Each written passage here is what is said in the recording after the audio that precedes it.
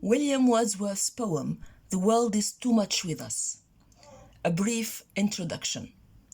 The poem is fused in noble spirituality, the speaker's invitation to rise above down-to-earth materiality and search for a higher form of connection in and with nature. Let us start reading the poem. The world is too much with us. Late and soon, getting and spending, we lay waste our powers. Now the poem opens with the speaker's assertion to his interlocutor, perhaps to his beloved, that the world, and we shall see what is the world made up of. This world is too much with us. Too much is pejorative. That is, it does not fit us. It is not relevant to our own world. The following lines explain or determine what is this world made up of. Late and soon, and you shall go back to this expression because we have something to say about it as well. Getting and spending, we lay waste our powers. Getting and spending, as far as diction is concerned, these two gerunds, these two verbs, to get and to spend, they make up the world William Wordsworth is speaking about. Getting and spending refer to the world of transactions, of buying and selling and acquiring. So this winds up saying that, or asserting that, the material world does not fit us, does not fit the speaker and his interlocutor, or perhaps his beloved. Why? Because this material world, based on transactions and based on getting and spending and acquiring and piling up, brings about or causes the loss of our true powers. We lay waste our powers. Waste is a very strong term and pejorative and negative term. That is, we waste, we are squandering, we are misusing our powers. I told you I will go back to late and soon. This is a personal, if you want, interpretation. We note here Wordsworth's use of late and soon instead of the more, if you want, ordinary, the more traditional use, or if you want, formulaic expression, that is sooner or later, or soon and late, but not late and soon. So we note here this inversion of order. What is the effect of this inversion? Instead of saying soon and late, he uses late and soon. Perhaps to imply this reality, material reality that the speaker is lamenting. Things have been turned upside down, and material things, if you want,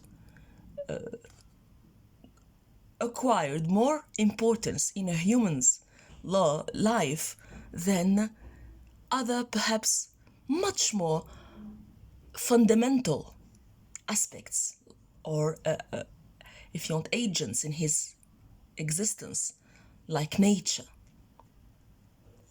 and spirituality. Okay, there is a pause here,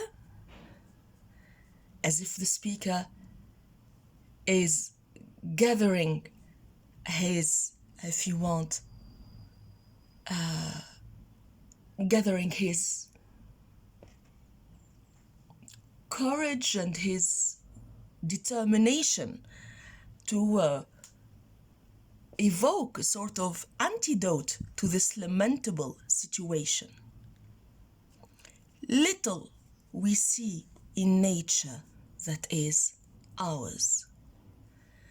Here comes, if you want, a recapitulation of this plague or this miserable situation that the speaker's society, if you want, or fellows are, if you want, have been reduced to a material and materialistic life.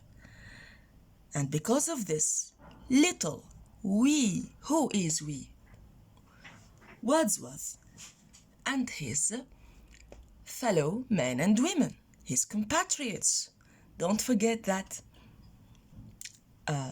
Wordsworth is a mainly 19th, 18th, 19th century poet. And he, if you want, lived and experienced and saw the devastating, but at the same time, the overpowering, if you want, rise of technologies at that time, I mean, rather industrial revolution and its sweeping effects. Okay? Little we see in nature that is ours. Note here the fronting of the object. Okay? And this fronting is meant to, if you want, reinforce, to emphasize the lamenting attitude of the speaker. We see very little in nature. Note also the capitalization of nature to glorify it. That is ours. Interesting here because ours is an object pronoun, although it does pertain, if you want, to possession, but here it refers to what is most relevant to a human being, what is the innermost, if you want. It refers to the innermost spiritual, if you want, fundamental essence of a human being. Where does it lie? In nature. What is ours, that which is ours, is in nature. And we see very little of it.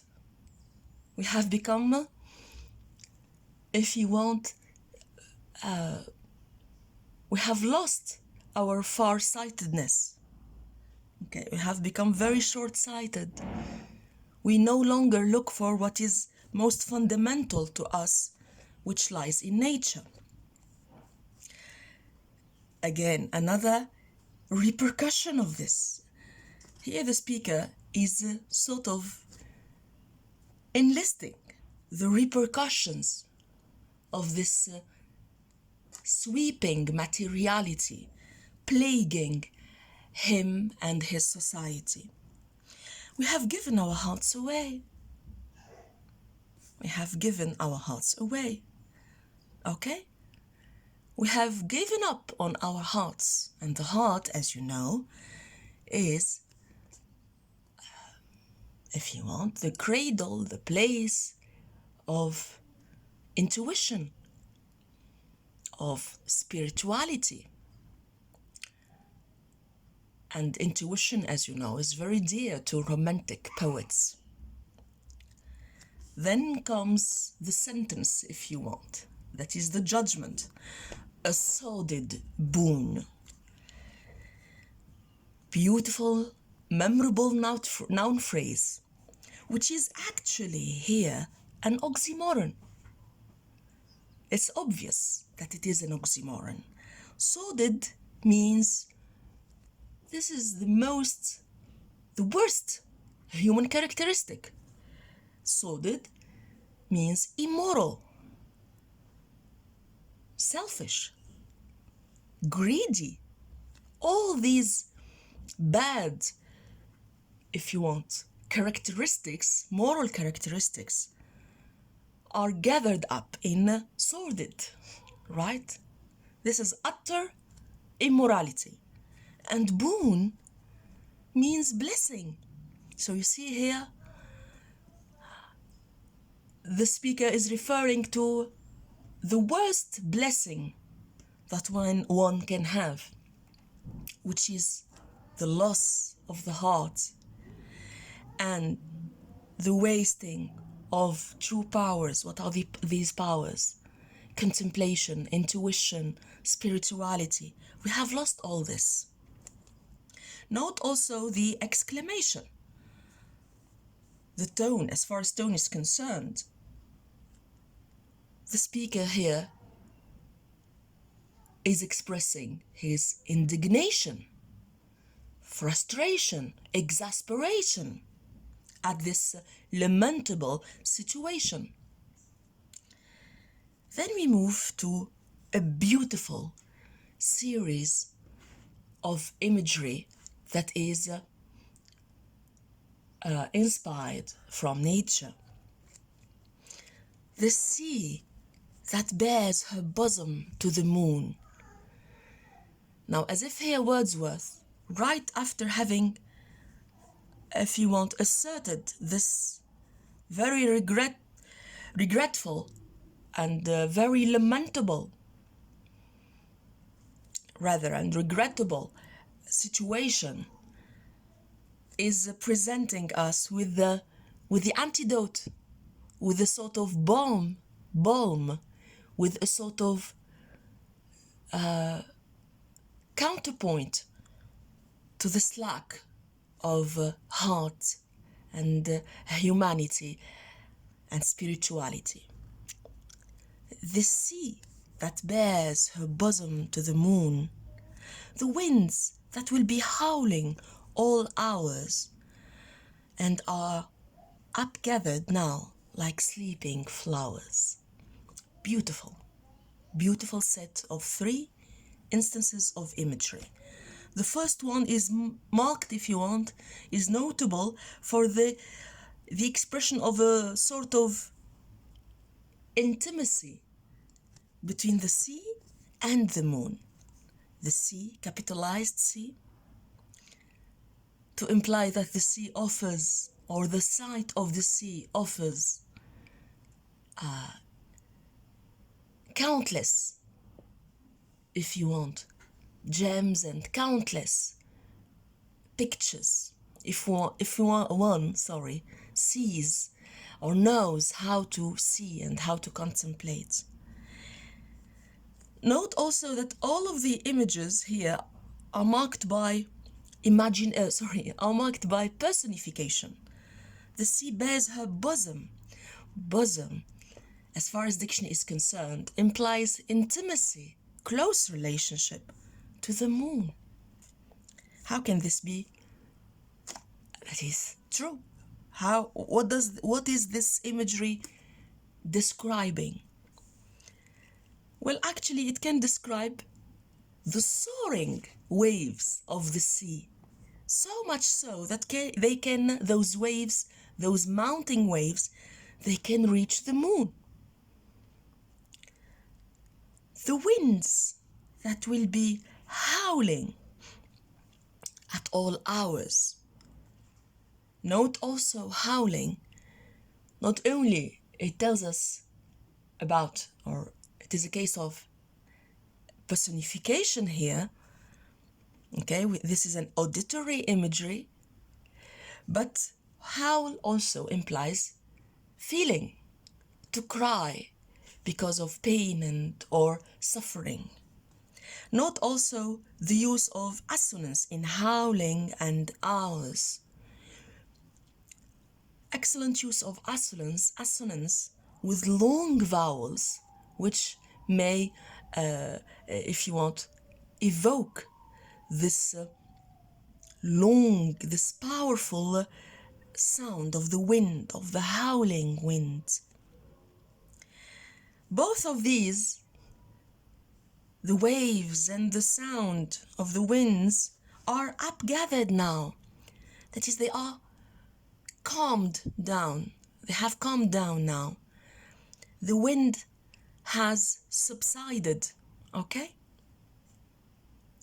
And so and so have the waves. They are upgathered now, like sleeping flowers. Beautiful use of simile.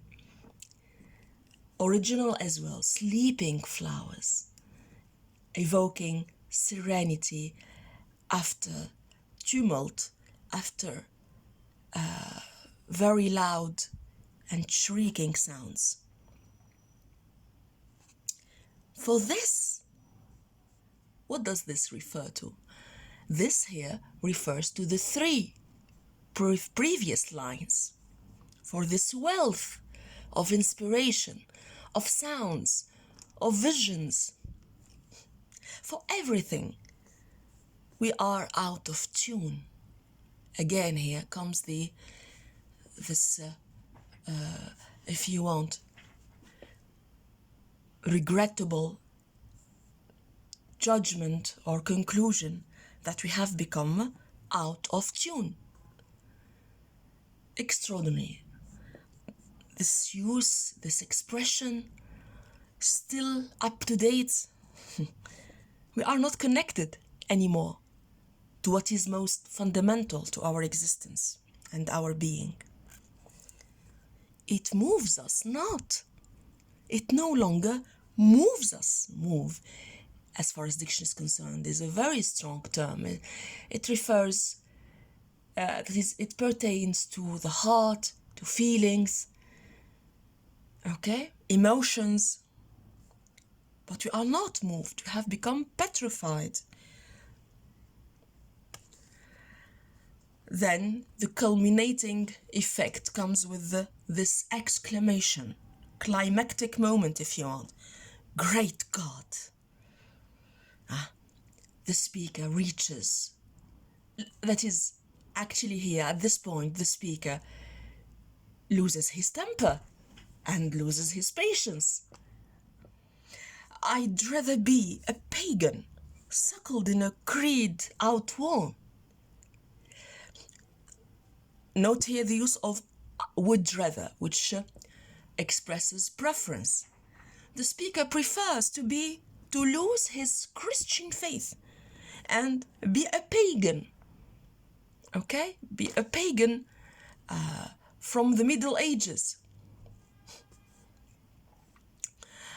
nurturing a creed that is outworn, a faith that is no longer relevant, a faith that creates gods and makes of dragons and different creatures, deities to worship. So might I, that is, being this way, being a pagan,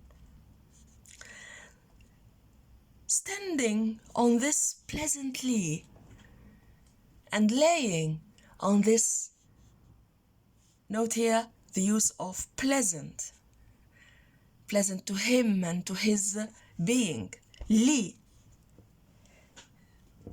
that is an open area of grass, laying there, okay? Note also the repetition of the l, liquid sound, which is rather mellifluous and melodious, okay?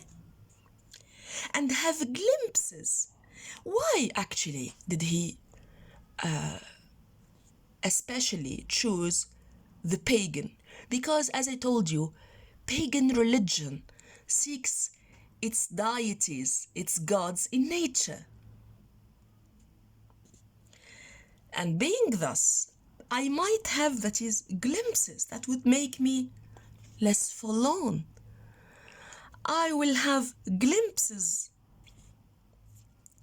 of this balm, of this soothing medicine that the nature offers to those who know to contemplate, how to contemplate.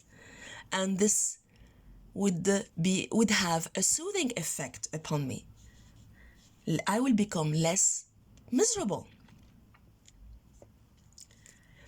Maybe I shall have sight of Proteus rising from the sea. Okay? Note here the use of, as far as diction is concerned, and the reference actually to Proteus. And then, or hear old Triton blow his wreathed horn. Both Proteus and Triton are pagan gods, and Proteus is told to be able to predict the future. As to Triton, he is able to make the waves calm down, and, if you want, put an end to a tempest in the sea. The speaker is keeping to his wish of becoming a pagan worshipper for one reason, and only one reason: to see through nature and to be connected to its powers, higher powers. And he ends with this reference to pagan gods, the beautiful, if you want, imagery. Proteus rising from the sea, rising to predict, to foretell. Or hear old Triton blow his wreathed horn. Note here the inner, if you want, echo through the repetition of the r sound. Rising, wreathed. Also, use of long vowels like ra, the I, rising, the C, wreathed horn, which creates a melodious, if you want, a melodious effect. Okay? And even almost hypnotic effect. I finish with the beautiful imagery of Triton's horn, which is made up of flowers again here, wreathed. It is braided, if you want, with the flowers. And here we have again if you want, an inner echo, if you want, a calling.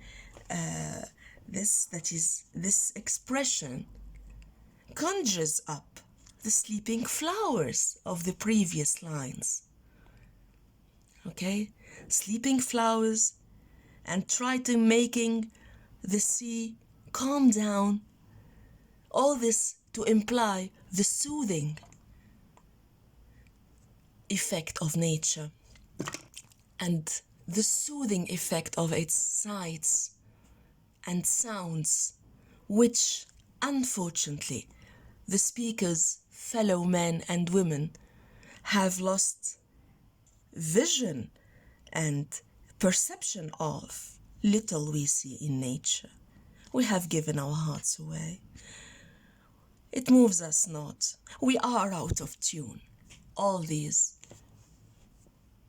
if you want, amount to one lamentable reality, this over materiality that is, if you want, blinding, that is keeping Wordsworth's society from perceiving what is fundamental in their world, which is not transactions, but rather the connection to and in nature. Thank you very much. Till we meet again, I wish you all the best.